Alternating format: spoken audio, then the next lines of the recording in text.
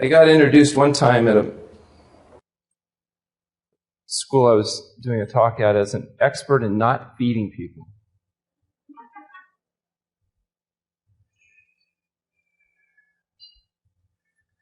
So what actually kills people? What are the ultimate causes of death according to the World Health Report? If you look at the list, it includes tobacco, elevations in blood pressure, consumption of alcohol, elevated cholesterol, overweight, low fruit and vegetable intake, physical inactivity, illicit drugs, and unsafe sex. None of these things are conditions of excess. They're all conditions of deficiencies or consumption of pleasure trap drugs or products. But if you go to doctors today, including alternative medical doctors or integrative medical doctors, you'd think that everything was caused by deficiencies. Because what people want to tell you about is the pills, potions, and powders and treatments to undertake. Not necessarily what's actually going to work, which is getting rid of the causes of these problems, which are actually the result of people dying. Number 2 on the list I'm going to focus on as it relates to fasting is elevations in blood pressure. And the reason I want to focus on elevations in blood pressure is actually twofold. One, we actually have conducted research on this, so we have data to brag about. But also because blood pressure is a commonly measured phenomena that is very sensitive at indicating all-cause mortality. That is, whether you're going to die or not. And you'll understand why blood pressure is very sensitive as we go through explaining exactly what it is. The blood pressure is measured with 2 numbers, a top number and a bottom number. The top number is called systolic blood pressure, and it represents the pressure of the blood inside your blood vessels when the heart contracts and pushes the blood out through the system. The bottom number, or diastolic blood pressure, represents the pressure of the blood in the vessels when the heart's in its relaxed mode, in between beats. Each of those numbers turns out to be sensitive, important indicators of your health. If the blood pressure is elevated, that condition is called hypertension, and it's the leading contributing cause of death and disability, because it affects and is affected by so many different organ systems. There's lots of things that can make your blood pressure go up. For example, if your heart's not working properly, or the vessels that lead from the heart are narrowed by atherosclerosis, your blood pressure can go up. If the volume of your blood goes up because you're eating too much salt, and so the body's holding into more fluid and increasing the fluid volume, that'll increase your blood pressure. If there's resistance at the kidneys, where the blood all has to flow through your kidneys eventually so it can be filtered and purified, and that's what yields urine. Urine is basically blood that's been filtered. But if there's resistance at the kidney, the blood pressure will go up. So elevations in blood pressure can represent many different organ systems that aren't functioning well. Just because the blood pressure goes up doesn't tell you which organ system might be being compromised, but it tells you that one of those many systems is under stress. There are 200,000 people that die from congestive heart failure each year. That's where the heart muscle itself loses its capacity to carry on this job of pumping your blood. And high blood pressure is the leading cause of congestive heart failure. There are 700,000 people that die every year from a stroke, which is essentially like a heart attack of the brain. And the leading contributing cause of stroke is high blood pressure. The fact is, in industrialized countries, the majority of people will develop high blood pressure if they live long enough to reach retirement age at 65. High blood pressure is responsible for tens of millions of visits to doctor's offices, and it's the leading justification for pharmaceutical intervention. So it's a big, big business. But what's really startling to most people is to find out that the drugs that we spend billions of dollars on are largely disappointing, with the improved outcomes actually only coming for those people that have the very highest levels of high blood pressure. If your blood pressure levels get very high, where your systolic blood pressure is above 160 or your diastolic is above 104, you can measure some benefit from the use of medication at slightly reducing the risk of stroke in those individuals. In fact, that's how high blood pressure used to be defined, as the level at which the dangers from medications are offset by the purported benefits. But the majority of people that actually die from having a heart attack or a stroke from their elevated blood pressure don't have blood pressures high enough to justify the risks of medication.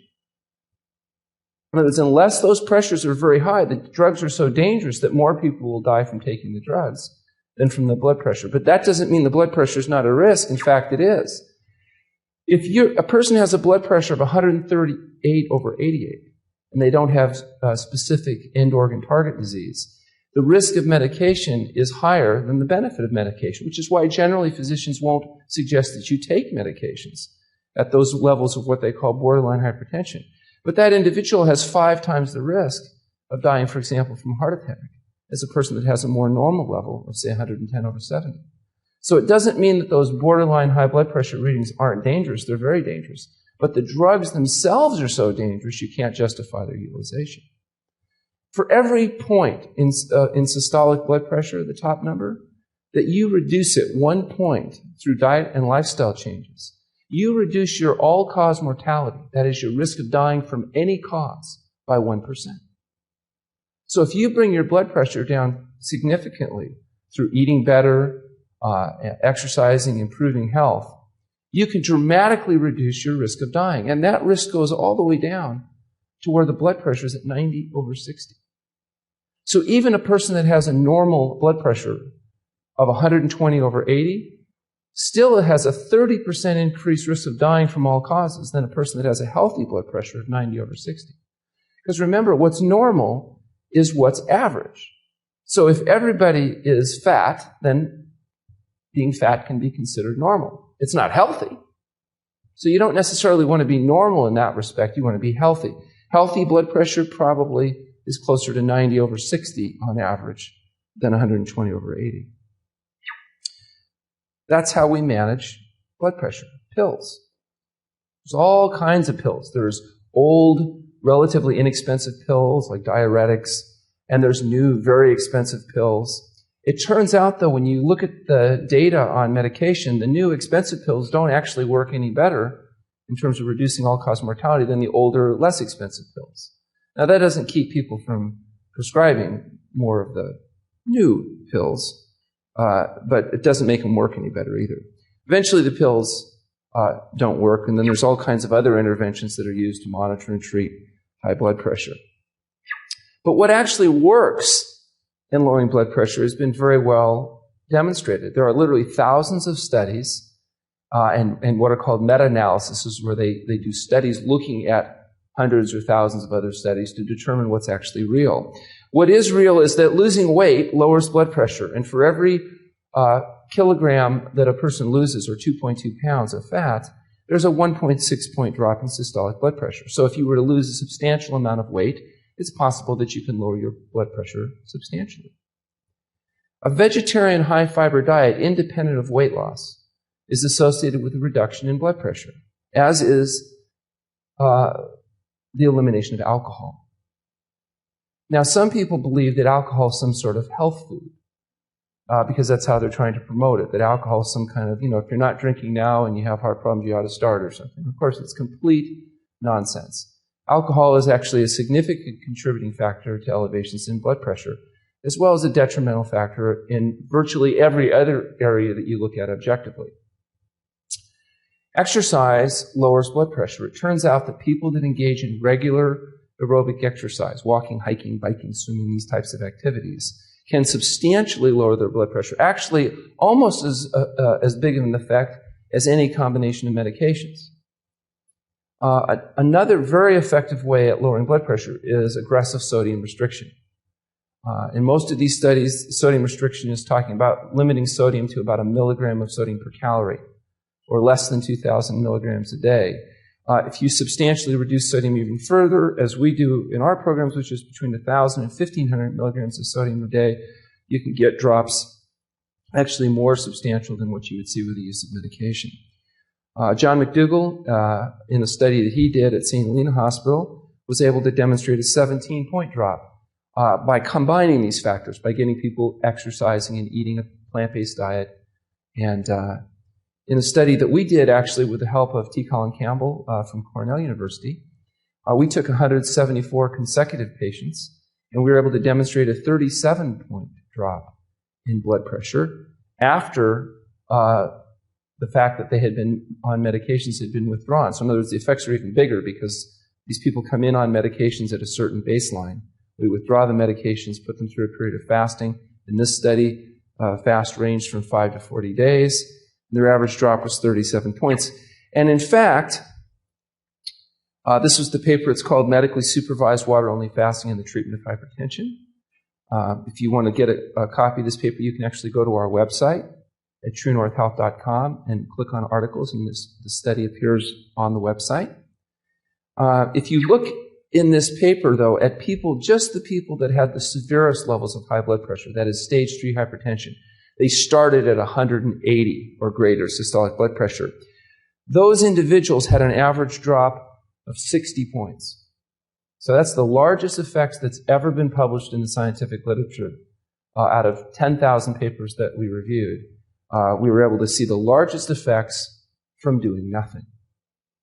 If you put a person on a water-only fast, you can expect to have a bigger effect size than any other intervention that has been demonstrated. If people start off with more moderate levels of hypertension, their drops are proportionally smaller. But of those 174 people, all 174 were able to achieve blood pressure low enough to eliminate the need for medication. After we were able to publish that first paper, we did a second study where we looked at borderline hypertensive patients, patients that didn't have blood pressures high enough to justify the risk of medication, but were still at substantially increased risk of dying as a consequence of their elevated blood pressure. And sure enough, we found that it worked in them just as well. There was a paper prepared for Clinical Nutrition Updates where they reviewed our data from our previous studies, and they concluded that fasting was a safe and effective way of regulating blood pressure. Some years ago, we were approached by the International Union of Operating Engineers. It was a large labor union in California that decided they wanted to make fasting a fully covered medical benefit for their members. And over the next 10 years, we were able to admit over 100 of these gentlemen, and we did a study looking at what happened to their members when they underwent fasting and hygienic care. And in this study, their average stay was 3 weeks at the True North Health Center. They lost an average of 26 pounds during their stay. Their systolic blood pressure dropped by 30 and diastolic by 11. And on one-year follow-ups, they were down 28 pounds and had maintained much of the benefit that they had seen in their blood pressure drops, which meant although they probably weren't perfect on their dietary compliance, they did well enough to at least sustain the benefits that they had achieved. And when the costs of care were looked at, that is the cost of medical management of these patients prior to the study, and in the year after the study, it turned out they saved more money than the entire cost of the program, which for them was, of course, a very attractive benefit. It turns out it's actually cheaper to get people healthy than it is to treat them after they become sick. Imagine that. Currently, we've spent the last 2 years working on what's going to be called a prospective study. That is, where rather than a retrospective analysis, we're doing a prospective study where patients will be admitted with obesity and hypertension. And we'll be looking now at very sophisticated markers. We've received some funding that's going to pay to look at biogenetic markers and proteomics, carotid ultrasounds, functional endothelial testing, and most importantly, long-term follow-up. We're going to be tying that into our True North kitchen model where we actually make and deliver food to people. So these people will go through the program, but they'll also be given their food for an ongoing basis during follow-up. And we expect that that's going to increase compliance and ultimately our results. This will be the beginning of what we hope will be many studies. There's actually a gentleman that is funded by the National Institute of Health. His salary is paid from a grant, and he's decided to make pursuing this type of data collection his career focus. And so he'll be joining our staff and hopefully moving us forward in a very serious way. What we're talking about, as Dr. Burton explained to us, when we talk about fasting is the complete abstinence of all substances except water in an environment of complete rest. It's important that we remember that resting is a critical component in fasting, because even if you have moderate activity in fasting, you will increase caloric utilization as much as 100%, and concomitant protein utilization as well. People often wonder, can thin people fast? But even a 70-kilogram male, which would be a 154-pound male, would have on average 12.6 kilograms of fat reserves. And if you know that that's about 18% of body fat, which is a pretty lean male in society today, using a basal metabolic rate of a calorie per kilogram per hour, that would equal a 70-day fuel supply. So even a relatively thin person would actually have reserves to fast far longer than what we usually do in most clinical situations. However, if you increase activity inappropriately during fasting, you can dramatically speed up the utilization of both your nutrient stores as well as your energy stores, and that can get people into some trouble. The 4 phases of fasting are, the first you already know, it's the gastrointestinal phase. That's when you use up the stuff that's in your gastrointestinal system. And that can take 6 or 8 hours. Then the body begins to utilize glycogen stores. And through this process of glycogenolysis, enzymes are used to mobilize these sugar stores. You store glycogen in your muscles and your liver. Has anybody ever run a marathon? And about 20 miles they talk about running into something, running into the wall, which amongst other things probably is associated with depletion of glycogen stores. Your body then has a process that begins called gluconeogenesis, where it'll break down protein in order to elaborate glucose, so that your brain, that big bulbous neuronal net at the end of your spinal column, that your primary burner of glucose has some fuel to continue to burn. And superimposed on all of this is a process of ketosis, where the body begins to shift from burning glucose to burning the byproducts of fat metabolism, or ketone bodies. Now, humans are very unusual in this regard. Most animals don't do this, where the brain as a biofuel mechanism can shift from burning glucose to burning fat metabolism byproducts called ketones. For example, chimpanzees. Although we may share many genes with them, they can't do this. They keep burning glucose, which is why you can't fast chimpanzees for long periods of time. They'll die.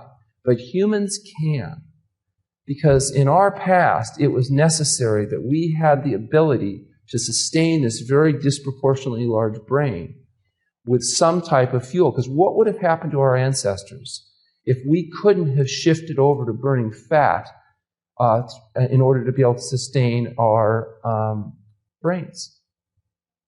Spring would have come late one year and we would have all died. But we can. We have these processes.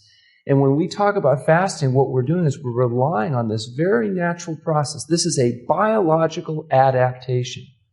That means you are designed to be able to fast. And what hygienic practitioners have found over the years is that by allowing this very natural process to be induced, you can actually speed up the process of mobilizing and eliminating a lot of these accumulated intermediate products of metabolism that build up inside the system and inside the cells that can limit health. So it's just a way of giving the body a chance to do what it does best, which is try to heal itself when you get out of the way. Fasting is an efficient way of getting out of the way.